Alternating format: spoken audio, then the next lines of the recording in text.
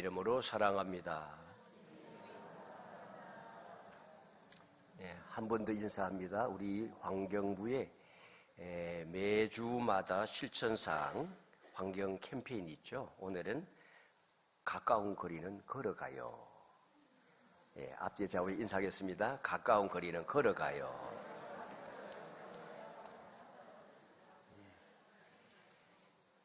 날씨도 참 좋습니다. 예, 교회에 걸어올 때에 우리 집사님도 한 25분 정도 걸리는데 매주 교회에 걸어온다고 하시더라고요. 가까운 데 계신 분들은 차 타고 오지 마시고, 예, 뭐 추운 겨울은 좀 그렇지만, 예, 걸어서 교회로 오시면 주차 문제도 좀 수월해지고 좋을 것 같아요. 주차하러 예배 드리러 처음 교회 오시는 분들이 이제 당연히 예배당 안으로 들어가야 주차가 될 줄로 알고 들어가려고 하는데 주차 공간이 꽉 차서 그래서 다른 곳으로 안내해야 되는데 이제 그럴 경우에 불편해하기도 하고 또 돌아가는 경우도 있다고 안내하시는 분들이 얘기를 하시더라고요. 그래서 일부 예배에 오시는 분들 먼저 들어와서 이 지하 1, 2, 3층을 주차를 꽉 차지하고 나면 일부 예배 끝나도 몇 대가 나가지를 않는데요. 그럼 그분들은 하루 내내 계신 거예요. 오후 예배까지 봉사하고. 예, 그래서 그런 분들이 조금 배려를 해주면 먼저 오셔서 1부에 빠져나갈 분 같으면 2부에 또 이게 순환이 되는데, 그러면 어려움이 있잖아요. 활용도가. 그래서 먼저 오시는 분들이 아이저 타워를 좀 이용해 주시면 새로 오시는 분들이 처음 오자마자 적응되기 어려울 때에 잘 적응할 수 있게끔 되지 않겠나 그런 생각이 듭니다. 그것도 사랑의 실천이에요. 배려를 해줘야 되고 예배당에 오셔서 좌석을 정할 때도 먼저 오시는 분 하나님 앞에서 참 훌륭한 분이세요. 그럼 가운데부터 앉는 모범을 보여줘야 되지 않겠어요. 그래야 뒤에 오는 분들이 좀 앞으로 다들 보는 시선을 의식하면서 앞으로 오기가 민망할 수 있으니까. 그리고 먼저 오신 분들이 앞자리부터 앉아주시면 또 얼마나 좋아요. 근데 저 뒤로 이렇게 밀려요. 누가 민 것도 아닌데 다 뒤로 밀려가 계셔요. 그래서 앞자리부터 앉아주면 나쁠 건 없는데 이제 습관이 되시면 되거든요. 한번 앉아보시면 좀 어색하지만 익숙해지면 편해요. 어떤 분은 꼭 모서리 자리를 고집을 해요. 완전히 붙박이에요. 1년 내내 그 자리를 고수를 하는 거예요. 그래서 안내하시는 분들이 안으로 좀 들어가라 그러면 일어나서 나가요. 나가는데 나가는 게 아니라 저 반대쪽으로 가가지고 끝에 딱 앉는 거예요. 이제 그런 부분은 이 공동체 생활을 하면서 특별히 그리스도인으로서 조금은 바뀌어야 할 부분이 아닐까 그런 생각을 해봅니다. 그런 부분도 좀 실천이 되어지면 좋겠습니다. 기도합니다. 하나님 아버지, 이제 우리에게 말씀하여 주시기를 저희들이 기다립니다.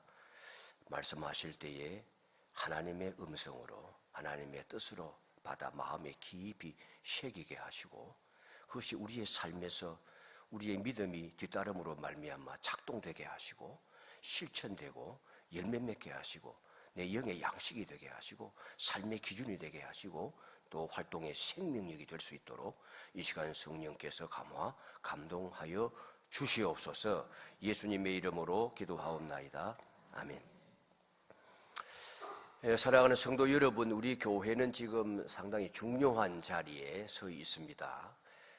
우리가 항존직이라 그러죠. 한 분 세워지고 나면 평생 그 직분을 맡아 섬기게 될 자들, 장로, 권사, 그리고 안수집사 세우는 일을 준비하고 있는데 이것은 그저 교회의 단순한 행정적인 절차가 아니고 하나님께서 교회를 어떻게 세워가시는지 하나님께서 교회를 어떻게 다스릴 것인지를 결정하는 매우 중요한 우리 교회의 미래 역사에서도 큰 분기점이 되어질 중요한 영적인 사건입니다. 때가 되니까 나도 뭐 이제 됐나 보다. 그게 아니에요. 하나님의 나라에 교회를 세우는 일에 더없이 중요한 자리로 들어가는 겁니다. 그런데 이제 이러한 직분자를 뽑을 때에 우리는 흔히 질문을 던지죠. 어떤 사람이 일을 잘할 것인가? 그런 부분에 관심을 가져요. 누가 더 헌신적인가? 얼마나 열심히 봉사하는가? 할 것인가? 누가 교회에 도움이 되겠나? 이런 부분에 관심을 가지고 사람을 평가하고 판단할 수 있죠. 그러나 성경은 전혀 다른 질문을 던지는 거예요. 누가 하나님 앞에서 바른 사람인가? 오늘 본문이 이 중직자, 직분자들의 자격을 설명을 하고 있어요. 그런데 그 자격 내용을 보면 놀랍게도 한 가지의 귀결이 되어져요. 그게 뭐냐 하면 그 사람의 인격과 성품이에요. 그 성품이 삶과 행위로 나타나는 것 아닙니까? 이건 신약 성경만의 특징이 아니에요. 구약에도 가보게 되어지며 구약 전체가 교회 공동체의 리더가 되려고 하게 될 때에 필요한 요소를 말씀할 때 이 성품을 얘기하는 거예요. 잠언에서도 그렇고 시편에서도 그렇고, 그리고 일꾼을 하나님이 기름 부어 세우실 때마다 세우는 장면을 보면 기준은 동일한 거예요. 그 사람의 내면의 세계의 영적인 자아가 하나님을 닮아 있는가, 그 성품이 매우 중요하다는 거예요. 하나님은 사람을 세우실 때의 능력보다 사람을 보는 거예요. 능력은 하나님이 가지고 계신 거예요. 모세가 나는 못합니다 할 때에 하나님께서 세우셨잖아요. 화를 내면서까지 세워서 쓰시잖아요. 지팡이 하나 들고 가라, 내가 지시하는 대로만 해라 했더니 능력이 나타나잖아요. 그죠? 우리는 하나님의 능력에 사로잡혀 있는 지팡이에 불과한 존재들이에요. 능력 보고 하나님이 쓰시는 것 아니에요. 그 사람의 중심을 보시는 것입니다. 하나님께서 다윗을 왕으로 세우실 때에 그 이새의 집에 가서 자녀들을 다 오라 그래서 장남부터 와서 사무엘 앞을 지나가는데 딱 보니까 첫째 아들부터가 이건 된 거야. 얘가 왕이 되어야 되겠구나. 사무엘 마음에 확신을 싹 가졌는데 하나님께서는 아니다, 내가 그를 선택하지 아니했다. 지나가도 아니에요. 두 자식이 없느냐? 하나 있긴 한데 저기 지금 들에 나가서 양치고 있습니다. 아버지도 뭐 그냥 그렇게 여겼던 자식인데 하나님은 나는 사람의 중심을 본다. 그러고서는 그를 세워서 이스라엘의 왕이 되게 하셨잖아요. 이스라엘 역사에서 가장 위대한 왕이 다윗이에요. 그래서 하나님께서 중요하게 여기시는 이 직분자의 자격 무엇인가? 사실은 우리 모두가 다 리더예요. 교회에서 직분을 받은 사람만이 리더가 아니고 우리는 사회에 나가면 하나님의 자녀로서 예수님의 이름으로 구원받고 하나님의 자녀된 권세를 가지고 세상을 변혁시키는 세상의 문화 변혁의 기수들이거든요. 세상에 나가면 모든 기독교인은 리더가 되어야 되는 거예요. 환경 문제 오늘 또 배울 거잖아요. 그걸 가지고 실천해 나가면 내가 환경 분야의 리더가 되는 거예요. 내가 속한 직장을 변화시킬 수 있는 그런 지식과 노하우와 실천력을 교회를 통하여 배우게 되는 거예요. 그 리더가 되는 거예요. 그러니까 이건 뭐 몇몇 사람의 장로가 될 사람, 권사가 될 사람, 안수집사가 될 사람에게만 해당되는 게 아니고 이미 되어진 분들도 오늘 다음 주에 이 말씀을 들으면서 자신을 돌아볼 필요가 있고, 우리 모든 교인들이 사실상 리더이기 때문에 이 리더의 자격이 무엇인지 함께 살펴보는 것이 유익하리라고 믿습니다. 첫째로 직분자의 첫 번째 기준은 흠이 없는 사람입니다. 아니, 흠이 없는 사람이 어디 있습니까? 무슨 뜻인지 살펴봅시다. 디모데전서 3장 2절의 첫 부분에 보면 그러므로 감독은 책망할 것이 없어야 된다. 그 다음에 뒤에 읽은 본문 기도에서도 보면 기도서에 장로로 뽑으려고 하면 책망할 것이 없어야 된다, 그런 말씀이 있어요. 흠이 없어야 된다는 뜻이거든요. 이제 보면 이 장로라는 말과 감독이라는 말을 같이 쓰고 있어요. 그게 다른 직분인가? 라고 생각할 수 있지만 그게 아니고 똑같은 직분인데 하나는 성품 중심으로 표현을 하는 거예요. 장로는 연령상으로도 성숙하고 그 다음에 인격적으로도 성숙하다는 의미에서 장로예요. 그건 성숙한 성품을 강조하는 표현이고, 감독이라고 하는 것은 살펴보며 치리하는 기능을 중심으로 표현하고 있는 단어인 것입니다. 맡은 책임을 강조하는 표현이에요. 같은 직분을 설명하고 있는 것입니다. 그래서 사도행전 20장에도 가면 장로, 감독이라는 말이 나오는데 상호 교호적으로 쓰고 있어요. 디도서에도 보면 장로 얘기를 하고 감독 얘기를 하는데 다 같은 사람을 직분을 대상으로 하고 있는 것입니다. 그리고 목사라고 하는 직분도 나와요. 에베소서에 보면. 근데 이 목사는 그 장로들 중에, 목사도 장로예요. 그러나 모든 장로가 목사는 아니에요. 목사는 장로인데 그 장로를 중에서 특별히 말씀과 가르침의 은사가 있는 직분을 말하는 거예요. 그 기능을 가진 사람. 그래서 디모데전서 5장 17절로 넘어가 보게 되면 잘 다스리는 장로들이 나와요. 그러니까 장로님들을 배나 존경할 자로 여겨라, 그런 뜻이에요. 장로님들은 다 잘 다스리는 분들이니까 교회가 배나 존경할 자로 여기되 그 중에서 말씀과 가르침에 수고하는 자들, 목사를 가르치는 이들에게 더 존경할 자로 여겨야 된다 하는 말씀이 나오는 거죠.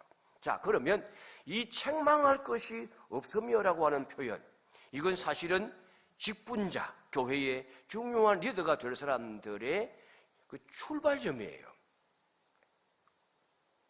무슨 뜻인가 하면 책망할 것이 없는 자라는 말은 비난의 근거를 잡을 수 없는 상태를 말합니다.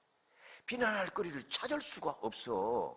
그런 사람이 돼야 된다는 뜻이고, 또 조금 다른 단어를 썼는데 디도서는 한국말로 번역은 다 책망할 것이 없다고 썼지만은 조금 다른 단어를 썼어요. 뜻은 같은 건데 그것은 무슨 뜻인가 하면 법적으로 기소할 근거가 없는 상태를 말하는 것입니다. 그러니까 아무리 찾고 뒤져봐도 그 사람의 삶을 들여다보고 공격을 해보려고 해도 복음을 무너뜨릴 만한 그런 결정적인 흠이 없는 사람, 그런 뜻입니다.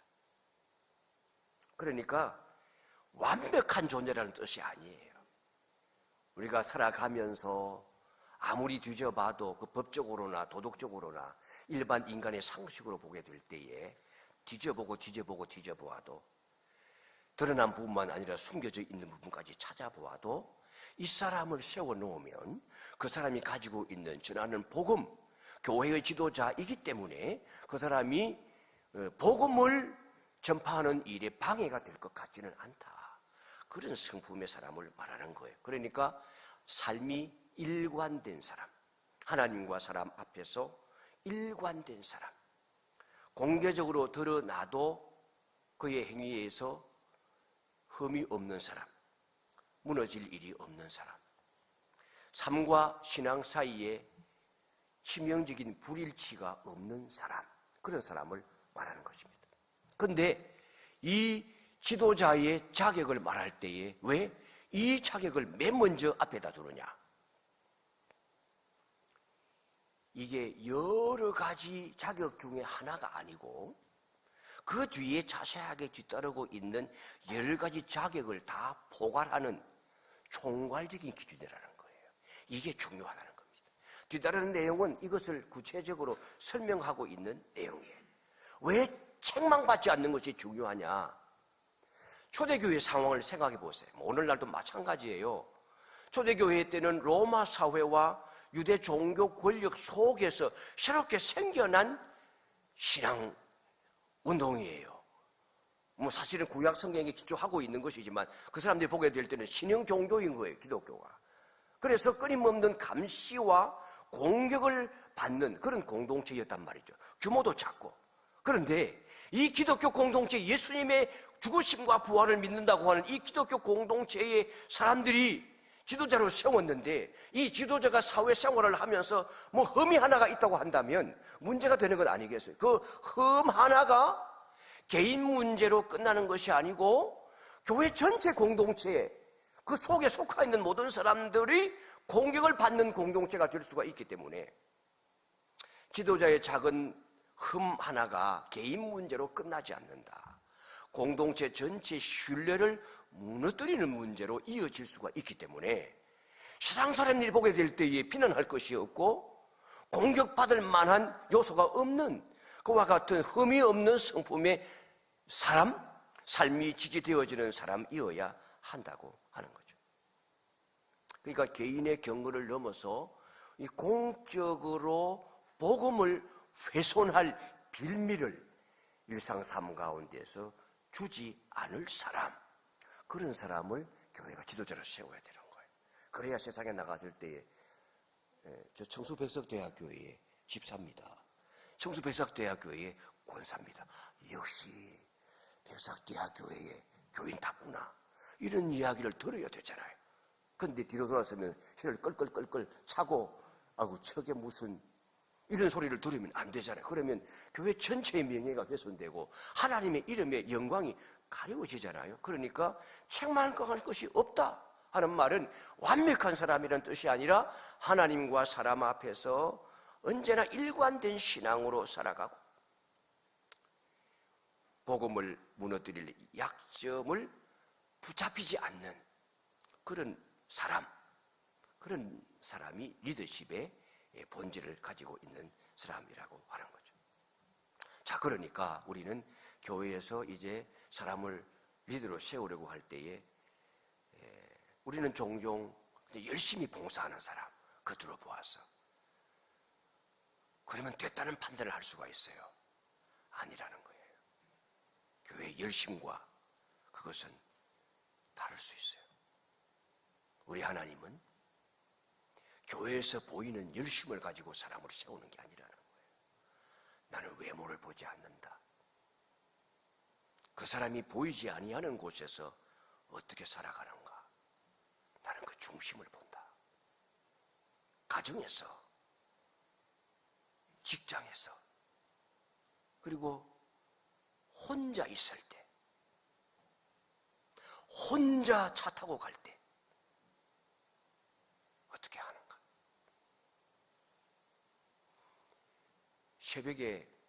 새벽기도 나올 때에 제가 거쳐야 되는 신호등이 2개예요.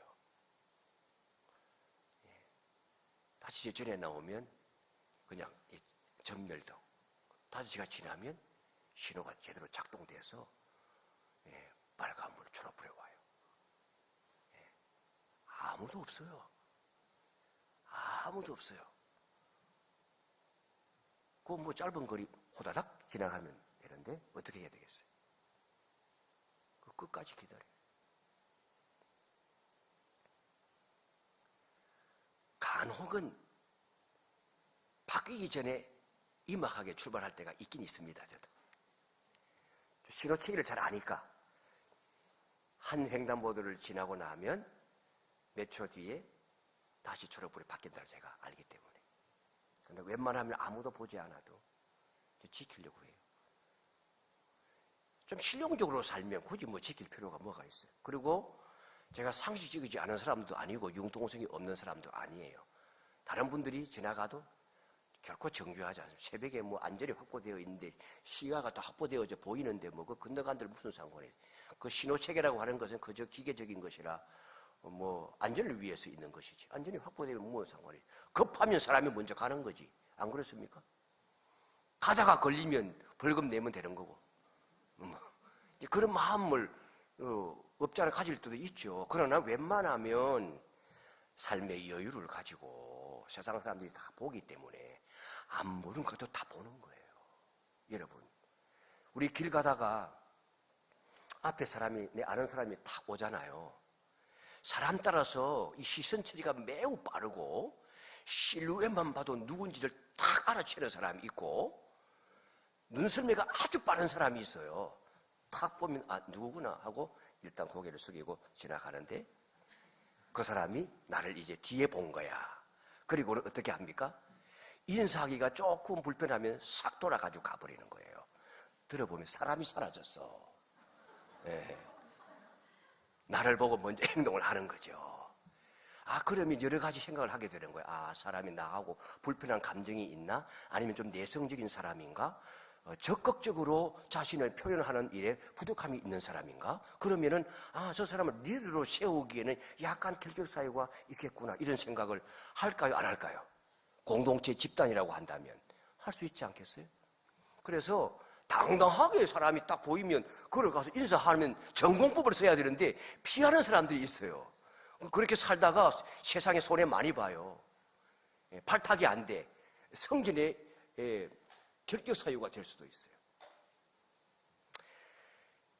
다 본다는 얘기를 제가 하는 거예요. 세상 사람이 우리를 다 보고 있어요. 우리 가운데 이런 분들, 정말 보이지 아니한 곳에서 지난주에 말씀드린 대로 양심을 따라 살아가는 이런 사람들이 지도자가 되면 얼마나 좋겠어요. 우리 모두가 그런 사람이 되어질 수 있기를 주님의 이름으로 축원합니다. 두 번째 직분자는 자기 자신을 다스리는 사람입니다.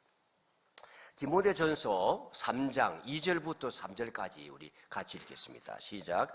그러므로 감독은 책망할 것이 없으며 하나님의 남편이 되며 절제하며 신중하며 단정하며 나그네를 대접하며 가르치기를 잘하며 술을 즐기지 아니하며 구타하지 아니하며 오직 관용하며 다투지 아니하며 돈을 사랑하지 아니하며. 그 다음에 디도서도 함께 읽습니다. 7절 시작. 감독은 하나님의 청지기로서 책망할 것이 없고 제 고집대로 하지 아니하며 급히 분내지 아니하며 술을 즐기지 아니하며 구타하지 아니하며 더러운 이득을 탐하지 아니하며 오직 나그네를 대접하며 선행을 좋아하며 신중하며 의로우며 거룩하며 절제하며. 이 단어들이 조금 바뀌어지긴 하지만 거의 유사한 내용들을 담고 있어요. 그런데 여기에서 반복되는 핵심은 무엇인가 하면 자기 통제예요. 자기 절제, 자기를 다스릴 줄 아는 능력. 그래서 성경은 지도자를 다른 사람을 이끄는 사람이라고 정의하기 전에 먼저 네 자신을 잘 이끄는 사람이 되어야 된다. 네 스스로를 다스릴 줄 아는 사람이 되어야 된다. 여러분, 잠언 16장 32절에 보면 우리 잘 아는 말씀 나오잖아요. 자기의 마음을 다스리는 자는 성을 빼앗는 자보다 낫다. 그러면 저기 뒤에 나오는 성을 빼앗는 자는 누굽니까? 성을 빼앗는 자? 왕 아니면 장군이죠. 군대를 이끌고 가서 한 나라를, 한 부족을 몰살을 시키고 내 소유로 우리나라로 만들어버리는 것 아니에요? 그러니까 왕이나 장군들을 의미하는 거예요. 그렇게 가서 승리하면 그건 가장 위대한 승리가 되는 거죠. 위대한 사람이라는 거예요. 한 나라를 무너뜨리고 다시 세우기도 하면서 역사를 바꾸는 사람, 위대한 사람을 말하는 거예요. 성을 빼앗는 사람은. 그런데 그보다 더 위대한 사람이 바로 자기 자신을 다스리는 사람이라고 하는 거예요. 왜냐하면 성을 무너뜨리는 사람은 한 번의 전투로서 얻을 수 있는 것이지만 마음을 다스리는 사람은 이것은 평생의 싸움이에요. 끊임없는 자기와의 싸움을 통해서 마음을 다스리는 거예요. 이게 진짜 장군이요, 진짜 왕이요, 진짜 위대한 사람이에요. 내 마음을 먼저 다스릴 수 있어야 된다는 거예요. 오늘날 사회에 능력 있는 사람 많습니다. 학력 좋은 사람 많습니다. 외모가 훌륭한 사람들 많습니다. 온갖 재능이 탁월한 사람들 많습니다. 그러나 여러분, 문제가 있어 넘어지게 될 때 그 문제는 그 사람의 능력의 부족 때문에 넘어지는 것이 아니에요.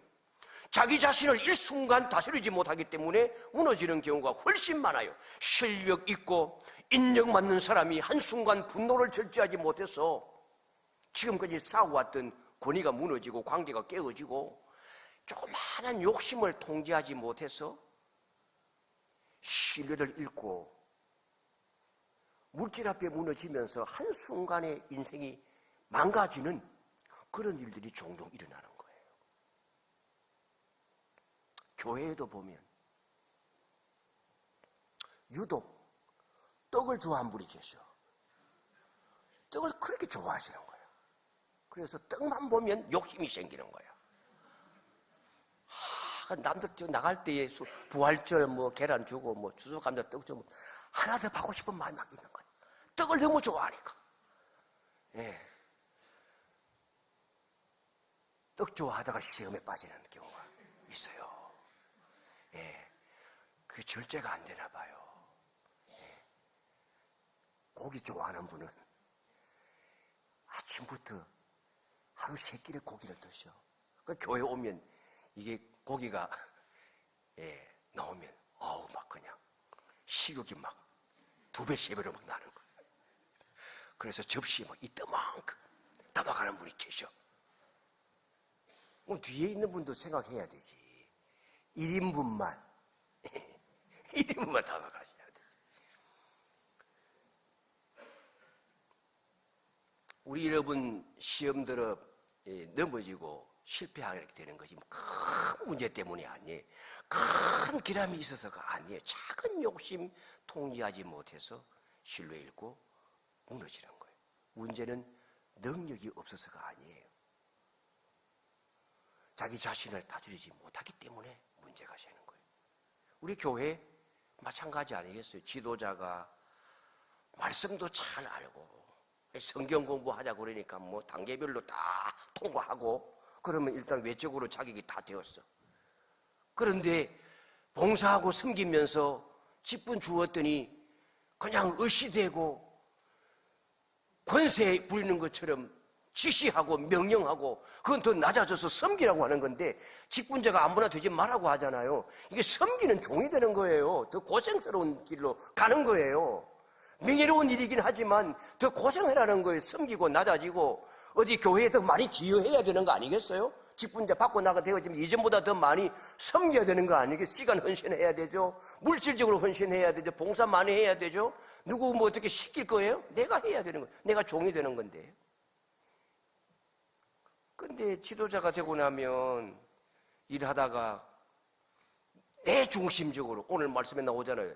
제 고집대로 하지 아니하며라고 했는데 되고 나면 내가 내 주장을 펼칠 수 있는 지분이 있는 것처럼 여기는 거예요. 회의하게 될 때도 내 주장을 펼치려고 하는 거예요. 남의 주장을 무시해. 그러니까 문제가 생기는 거 아니겠어요? 그러니까 감정 절제하지 못해서 관계를 지혜롭게 다루지를 못해서 그리고 작은 유혹 앞에서 흔들리면 그 공동체 전체가 영향을 받는 거예요. 어떤 분은 직분을 가지고 그 부서에 이렇게 예산이 있으면은 그 밑에 이제 부원들을 식사를 하면 대접을 할 수도 있어요. 있는데, 어떤 분은 오늘 내가 사는 거야. 아우, 감사합니다. 칭찬과 영광을 본인이 다 받아서. 근데 영수증 딱 청해가지고 주일날 교회에 청구를 하는 거야.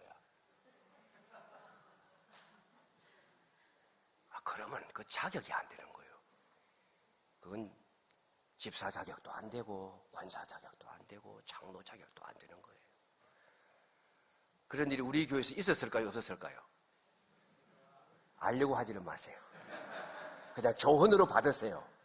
아닌 거예요. 교회 지도자가 말씀 잘 알고 뭐 직분 세워져 가지고 이 인격이 되어져 있지를 않고 하나님의 교회에 물질을 쓰는 일이 있어서 부들부들 떨면서 차라리 내 돈 쓰겠다 그러고 내가 희생을 하고 교인들을 섬기고 한 끼 그렇게 대접하고 칭찬받는 거는 괜찮아요. 근데 그렇게 이중적으로 보이지 않는 곳에서도 그 다 말을 하잖아요. 아우, 본인이 산다고 했다고 들어와요, 안 들어와요? 그 말이 다 들어오지. 우리가 사람 평가할 때 무엇을 봐요? 그 사람 얼마나 일을 잘하는가? 그 사람이 자기 감정을 얼마나 잘 다스리는가? 그걸 봐야 돼. 하나님은 후자를 보신다고요. 우리 역시 그래야 됩니다. 무슨 말씀을 드린 거예요? 직분자는 자기 자신을 잘 다스려야 된다. 먼저 자기 통제가 잘 이루어져야 된다. 첫 번째는 뭐였어요? 흠이 없는 사람이어야 된다. 책만 받을 것이 없는 사람이어야 된다. 세 번째는 가정과 일상에서 검증된 사람이어야 됩니다. 교회를 맡기기 전에 그 가정을 봐야 돼요. 디모데전서 3장 4절 5절 말씀 같이 읽습니다. 시작. 자기 집을 잘 다스려 자녀들을 모든 공손함으로 복종하게 하는 자라야 할지며 사람이 자기 집을 다스릴 줄 알지 못하면 어찌 하나님의 교회를 돌보리요. 사실은 이게 여러분 직분자의 핵심 기준이에요. 우리 하나님께서 교회를 맡기시기 전에 그 사람의 가정을 먼저 보시는 겁니다. 왜 그렇습니까? 가정은 가장 진실한 공간이에요. 작지만 가장 작은 교회예요. 가정생활. 오늘날 한국 교회에서 그리스도인 가정의 자녀들이 신앙생활을 이어가지 못하는 신앙의 단절을 경험하는 가정이 많아요. 통계를 통하여 조사해 보니까 40%가 되는 거예요. 대략. 나는 신앙을 가지고 있는데 내 신앙이 우리의 자녀들에게로 이어져 가지 않는 거예요. 여러 조사에서 그래서 다음 세대의 이 예배 참여와 신앙 유지가 지속적으로 약화되어져 가고 있다고 하는 보고를 갖게 되어져요. 얼마나 위험하고 중요한 신호입니까? 가정 안에서 신앙이 자연스럽게 이어지지 않고 있다는 거잖아요. 부모는 교회에서 열심히 신앙생활을 해요. 새벽 기도도 가고 금요 기도회도 가고 수요 기도회도 가고 직분마다 가지고 열심히 봉사를 해요. 그런데 가정에 가면 신앙이 흐르지를 않는 거예요. 왜 이런 일이 일어납니까? 이유는 단순합니다. 내 신앙이 삶이 되지 않고 사회활동이 되기 때문이에요. 내 신앙이 삶으로 이어지지 아니하고 선교회 활동이나 구역 활동이 사교 행위가 되어져 버렸기 때문에 그런 거예요. 주일에는 신앙이 있어요. 예배 시간에는 하나님이 살아계셔요. 그런데 월요일이 되어지면 가정에서 하나님의 이야기가 사라지는 거예요. 식사할 때 기도하지 않아. 바쁘고 지치고 대화가 줄어들고 신앙은 점점 더 개인적인 것으로 남기게 되는 것입니다. 그래서 어떤 결과가 일어납니까? 자녀는 신앙을 배우지 못하는 것이 아니라 신앙이 없는 삶을 보고 자라나는 거예요. 그러니 어떻게 그 신앙이 가정으로 흘러가겠어요? 우리 자신을 돌아봐야 돼요. 교회에 지도자가 되려고 하기 전에 내가 일상에서 가정에서 검증된 지도자인가? 우리 자녀에게 내가 삶으로 하나님을 두려워하는 모습을 보여주고 있는가?